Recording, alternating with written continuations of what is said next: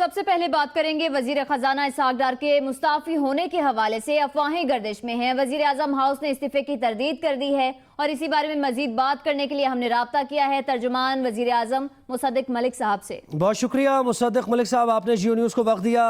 سب سے پہلے یہ بتائیے گا اسحاق ڈار کا اسٹیٹس کیا ہے؟ وہ بطور وزیر خزانہ کام جاری رکھیں گے یا استعفے کی خبروں میں کچھ صداقت بھی ہے؟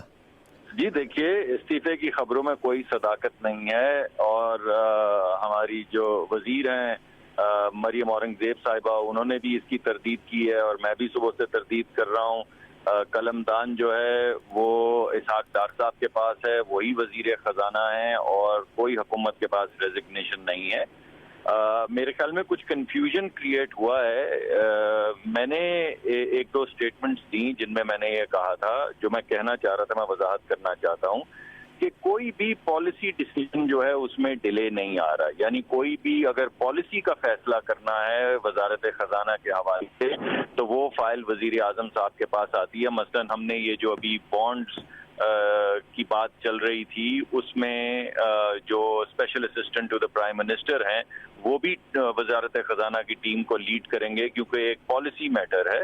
اس وجہ سے جو بھی پالیسی میٹر کے اوپر کسی فیصلے کی ضرورت پڑتی ہے تو پرائم منسٹر صاحب اس کو سپروائز کرتے ہیں، مگر ڈے ٹو ڈے ایکٹیویٹیز جو ہیں وہ منسٹری ہی کیری آؤٹ کر رہی ہے۔ منسٹری کے چیف پرنسپل اکاؤنٹنگ آفیسر جو سیکرٹری ہوتے ہیں وہ روز مرہ کے تمام فیصلے کرتے ہیں، جہاں پہ ان کو ضرورت پڑتی ہے۔ اگر ڈار صاحب کی صحت اجازت دے تو وہ ڈار صاحب سے باقاعدہ مشاورت کرتے ہیں اور معاملات کو آگے بڑھا رہے ہیں، مگر فارملی ڈار صاحب اس وقت چھٹی پہ ہیں اپنی علالت کی وجہ سے، اور مگر حکومت کے کارہائے حکومت کے اندر کوئی ہم ڈیلے نہیں آنے دے رہے۔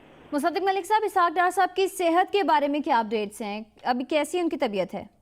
میرے خیال میں وہ کچھ تفصیلات جو ہیں وہ آہستہ سامنے آ رہی ہیں۔ پہلے ایک میڈیکل سرٹیفکیٹ آیا تھا جس کے مطابق ان کو 3 سے 5 ہفتے غالباً، میں شاید 1 آدھ ہفتے کا کچھ مجھے نمبرز میرے پاس نہیں ہیں، ان کو ضرورت تھی اپنی صحت یابی کے لیے، مگر اب دوبارہ سے اس کو دیکھا جا رہا ہے اور انشاءاللہ 1-2 دن میں یہ صورتحال واضح ہو جائے گی کہ ان کی صحت کی کیا صورتحال ہے۔ اچھا یہ کہیے گا، کیونکہ اسحاق ڈار صاحب کی صحت ظاہر ناساز ہے طبیعت ان کی، اور اللہ انہیں صحت دے، مفتاح اسماعیل صاحب کا بھی نام سامنے آ رہا تھا، کیا کوئی آپشن نہیں ہے کہ اسحاق ڈار صاحب کو ریپلیس کیا جائے، چاہے فور دا ٹائم بینگ ہی؟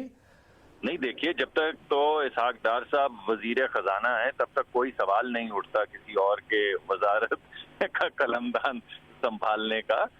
اس وجہ سے یہ تمام چیزیں افواہیں گردش کر رہی ہیں، مگر جب تک ڈار صاحب کی صحت کے متعلق کوئی چیز واضح نہیں ہوگی اور ڈار صاحب اور وزیر اعظم پاکستان کوئی فیصلہ نہیں کریں گے تب تک یہ تمام چیزیں افواہیں ہیں۔ اچھا ایک اور چیز بتا دیجئے کہ وزیر خزانہ بڑی اہم یہ پوسٹ ہے یقینی طور پر، اب وزارت خزانہ میں یہ سارے میٹرز دیکھے جا رہے ہیں، وزیر اعظم جن کے اوپر بہت سے اور معاملات بھی ہیں، بڑے اہم معاملات ہیں، ان کو دیکھ رہے ہیں، تو اس کے ساتھ ساتھ وزارت خزانہ کے معاملات بھی وزیر اعظم ہی مانیٹر کر رہے ہیں، دیکھ رہے ہیں، فیصلے لے رہے ہیں؟ میرے خیال میں اسی کی یہی بات وضاحت طلب تھی اور مجھے سمجھ آ رہی ہے کہ کیوں یہ کنفیوژن کریٹ ہوا ہے اور غالباً میری ایک سٹیٹمنٹ سے ہوا ہے۔ دیکھیے میں دوبارہ سے تفریق کرنا چاہوں گا، ڈے ٹو ڈے میٹرز یعنی روز مرہ کے معمولات جو ہیں وہ منسٹری ہی سپروائز کر رہی ہے، جس کے منسٹر اسحاق ڈار صاحب ہیں، اور مگر کیونکہ ان کی طبیعت اس وقت علیل ہے تو کوئی پالیسی ڈیسیژن جو ہونا ہوتا ہے وہ وزیر اعظم صاحب کے پاس آتا ہے، اور وزیر اعظم صاحب وہ یہ اس بات کو انشور کرتے ہیں کہ کوئی ڈیلے نہ ہو، تو پالیسی ڈیسیژن پر وقت لیے جا رہے ہیں۔ آپ کو تفریق کرنی ہوگی منسٹری کو رن کرنے میں، ڈے ٹو ڈے افیئرز میں اور پالیسی ڈیسیژنز میں۔ یہ تفریق میں نے پہلے نہیں کی جو میں نے سٹیٹمنٹس دی ہیں اس میں۔ بہت شکریہ ترجمان وزیر اعظم ہاؤس مصدق ملک صاحب ہمارے ساتھ ہیں، اور وہ تردید کر رہے تھے جو خبریں آ رہی ہیں وزیر خزانہ اسحاق ڈار کے استعفوں کی، انہوں نے کہا اس میں کوئی حقیقت نہیں ہے۔ بہت شکریہ آپ نے وقت دیا۔